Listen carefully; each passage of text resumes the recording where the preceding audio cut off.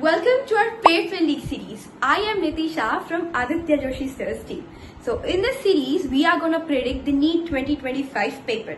So before that, let me tell you something. In NEET 2024, Aditya Sir have given us few list of topics from which 160 plus marks in physics and 150 plus marks in chemistry have been asked as it is in NEET 2024 paper. So even this year, Sir have shortlisted few topics which are going to be asked exactly same in NEET 2025 paper. So in this series, we are going to teach you those topics including question practice. So make sure you subscribe our channel. Also click on the bell icon to get notification and let's get started. Today we are going to start with the first topic, that is some basic concept. उसमें से भी सबसे ज्यादा important क्या है? Moles and molecules. तो ये आपको कैलकुलेट करने के लिए ये चैप्टर से सबसे ज्यादा यही टाइप के क्वेश्चंस आते हैं कि calculate number of moles present in this molecule या फिर calculate the number of atoms present. तो ये सारी चीजें इसमें से हमको देखनी है आज। सबसे पहले टू बिगिन विद बहुत सारे जो स्टूडेंट्स होते हैं उनके बेसिक कॉन्सेप्ट क्लियर नहीं होते हैं, ठीक है। तो they are very confuse between the how to convert the litre into centimetre millimetre. जब ये आती है तो आपको बहुत कंफ्यूजन होता है। So for your basic revision I have added this part over here. आप एक बार ओवरलुक कर लोगे so it will be easy for you to change it. Then उसके बाद हमारे लिए इंपॉर्टेंट फॉर्मूलेस कौन से हैं with respect to this chapter. तीन सबसे ज्यादा इंपॉर्टेंट फॉर्मूले सबसे पहले हम देखेंगे। 1 mole is equals to mass of 6.023 into 10⁻23 particles। वो एटम्स भी हो सकते हैं, वो मॉलिक्यूल्स भी हो सकते हैं। वही अगर हम मोल एटम्स ले तो it is gram atomic mass. वही हम मोल मॉलिक्यूल्स ले तो it is gram molecular mass. That is also equivalent to 22.4 litre of volume. अब इसके बेसिस पे ये चैप्टर जो है मेनली एमसीक्यू ओरिएंटेड है, न्यूमेरिकल ओरिएंटेड है। तो हम मेनली न्यूमेरिकल पे फोकस करेंगे कि how to solve the numericals, because formulas are very easy. There is no rocket science in the formulas and they are very easy to mug up. Main is calculation part कि कैसे calculate करना है, कैसे substitute करना है। जैसे अभी ये आपको मैच द फॉलोइंग के फॉर्म में आ गया कि कैलकुलेट कि इसमें कितने नंबर ऑफ मोल्स है। तो सबसे पहले आपको इन सब जो एटम्स है इनका एटॉमिक वेट पता होना चाहिए, ठीक है। Once you know the atomic weight आप उससे डिवाइड करके you can get the number of moles. तो if you are not knowing the atomic weight, at the end of the PDF I have added a note जहां पे some basic important atomic weights are present.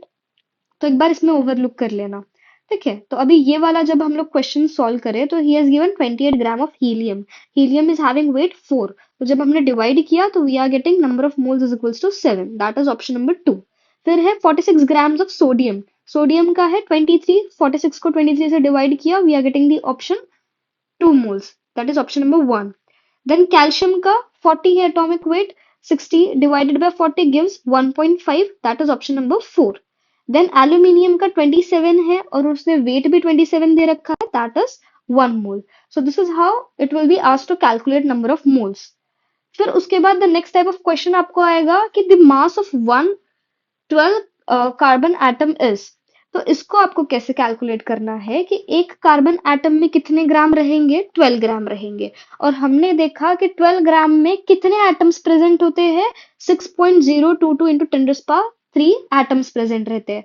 अब उसने हमको एक atom का मास पूछा है, तो हम यहाँ पे क्या करेंगे? मियर क्रॉस मल्टीप्लीकेशन करेंगे। So you will get the answer 1.99 into 10⁻23। फिर next question is a bit tricky question या फिर simple concept question. If we consider that 1,6 in place of 112 mass of carbon atom is taken to be relative atomic mass unit, the mass of 1 mole of a substance will be. It will be constant because हम relative जब atomic mass unit change कर रहे हैं तो mass तो constant ही रहेगा।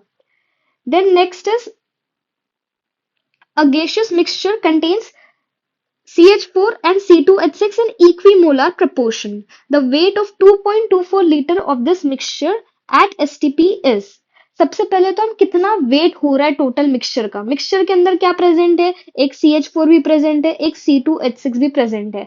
सबसे पहले हम ये कैलकुलेट कर लेते हैं। हमको पता है कोई भी चीज के 1 मोल में 22.4 लीटर वॉल्यूम रहता है। अब इसके एक मोल मतलब कितने ग्राम हो गए? 16 ग्राम हो गए। अब C2H6 का एक मोल मतलब कितना ग्राम हो गया? 30 ग्राम हो गया है।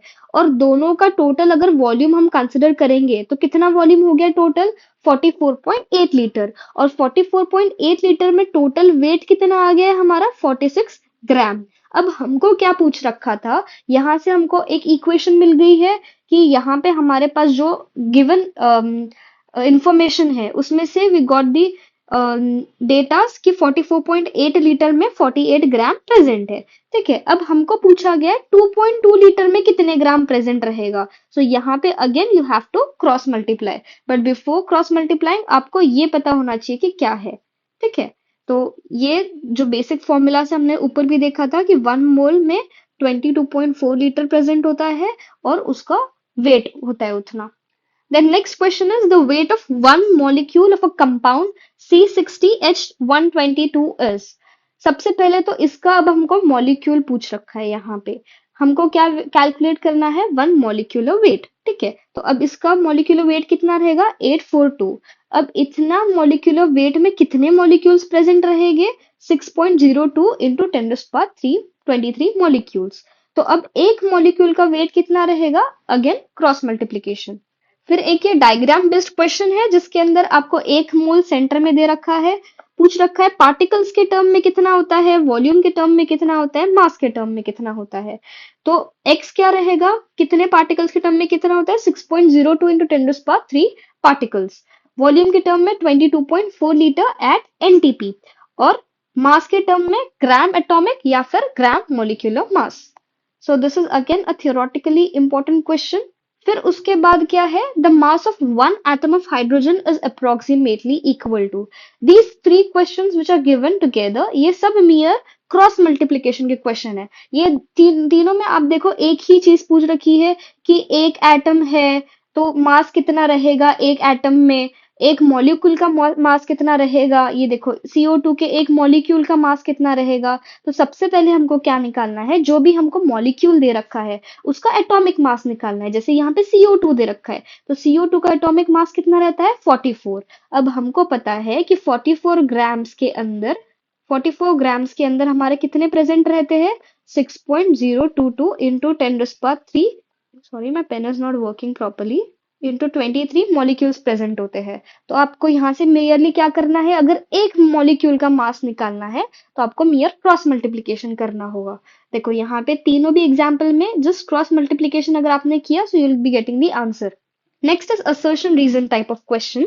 1 mole of a substance always contain the same number of entities no matter what the substance is.